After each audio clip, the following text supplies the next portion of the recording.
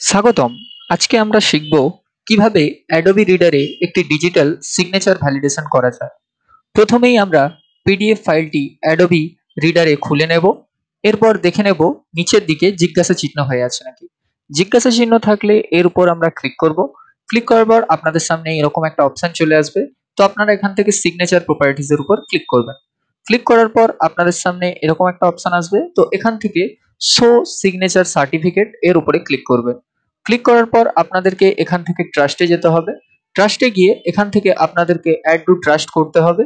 করে এখান থেকে ওকে বাটনের উপর ক্লিক করবেন। ক্লিক করার পর আপনারা সার্টিফিকেটের উপর সমস্ত যে ডকুমেন্টগুলো আছে এর উপর রাইট ক্লিক করে সব চেকবক্স করে দেবেন।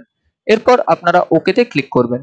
ক্লিক করার পর এরপর আপনারা ওকেতে ক্লিক করবেন এবং ক্লিক করার পর এখানটা দেখতে পাচ্ছেন, এখানে ভ্যালিডেশনের উপর ক্লিক করবেন। ক্লিক করার পর দেখবেন এখানে যে জিজ্ঞাসা চিহ্নটা আছে এটা রাইট হয়ে গেছে। এভাবেই আপনি খুব সহজে অ্যাডোব রিডারে সিগনেচার ভেরিফিকেশন করতে পারবেন। ধন্যবাদ ভিডিওটি দেখার জন্য।